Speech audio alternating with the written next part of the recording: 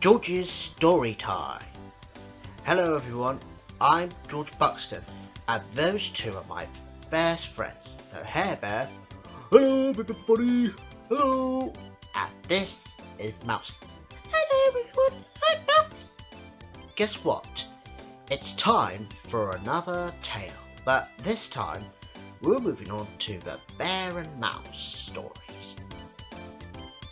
And today's story is called The Sniffles for Bear by Bonnie Becker, illustrated by Katie MacDonald Denton.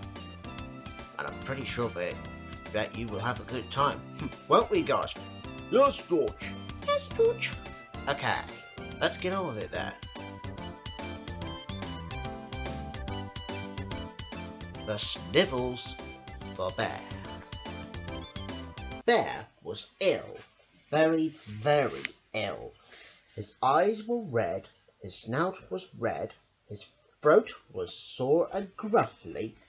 In fact, Bear was quite sure no one had ever been as ill as he was. One morning, Bear heard a tap, tap, tapping on his front door. Come in, He rasped. Mouse, small and grey and bright-eyed, bustled into Bear's living room. Bear huddled in his chair, big and brown and snivelly snouted. He had a terrible cold. "I am gone," declared Mouse. "Soon you'll be as good as new." Bear frowned. Mouse was much too cheerful. I am quite ill. Bear reminded him. "Indeed," said Mouse. "I have just the thing." Mouse riffled through his bag, then settled next to a bear with a yellow book in his paw. "It was spring," Mouse said. "The sky was blue, the sun was happy, and all the birds were singing." Stop, growled Bear. I fear you do not appreciate the gravity of my situation. Mouse looked sad, but his tail didn't. In fact, I may not be long for this world. Bear huffed. "Oh my," said Mouse. Yes, Bear murmured, coughing pitifully. I grow weaker by the moment. "Ah, I have just the thing," Mouse announced. "I shall soothe you with a song. Oh, she'll be coming around the mountain when she goes. She'll be coming around the mountain when she goes. She'll be coming." Disgraceful! Barked Bear. "Do you like singing?" asked Mouse. When someone is dreadfully ill, you sing a mournful song. Everyone knows that. growled Bear. He blew his nose with a honk. Arr! "I have just the thing," Mouse said. He riffled through his bag. Plunk, plink, plink, plunkety, twink, twang, plonk. Mouse drummed heartily on a tiny banjo. That isn't mournful at all, cried Bear. "It gets sad later," Mouse promised. Twing, twang, plunk. Oh, this is impossible! Intolerable! Bear started to roar, but he was too weak. Look!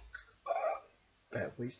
Look at how my paw is trembling! You must help me to find bird!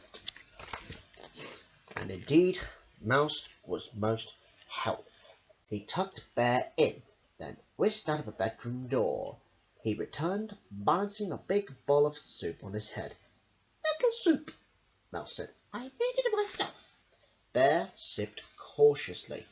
It was hot and tasted a bit like spinach and straw. Bear rather liked it. His eyes began to close. "Better?" inquired Mouse. Bear's eyes snapped open. Certainly not! I think I should make a will! "Ah, I have just the thing," said Mouse, fetching a pencil and a little notebook from his bag. He perched next to Bear. His pencil began poised to write. Bear gazed thoughtfully at the soup. I, Bear, He said. leave my red roller skates to Bear paused. Mouse leaned forward eagerly. Mouse! Announced Bear. "Hooray!" said Mouse. Bear frowned.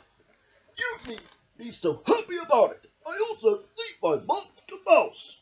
He added quickly. Mouse didn't look so interested in that, And my wash basket. added Bear.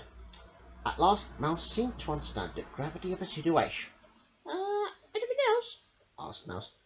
I'm too weak to go on, Said Bear. Perhaps I could just add your kettle? Said Mouse helpfully. Have you no decency? Bellowed Bear, sitting bolt upright in bed. Your strife has begun, Mouse exclaimed. No, it hasn't. Said Bear, falling back.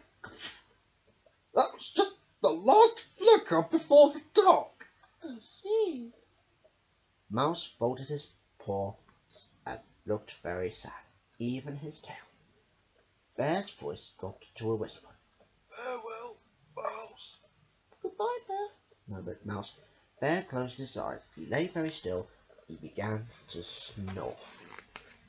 After a long while, Bear opened his eyes. He saw Mouse. I feel better, Bear said. Mouse nodded, but he didn't look so good himself. His eyes were watering, and he made sniffling sounds. Perhaps you'd better lie down, said Bear, getting out of bed. Mouse didn't argue. Do you want to make a will? Bear asked. Mouse shook his head.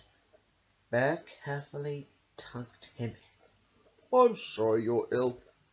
Oh, thank you, Bear, Mouse sniffled, and after a moment he added, that was just a thing. Bear smiled, and Mouse closed his eyes and was soon fast asleep.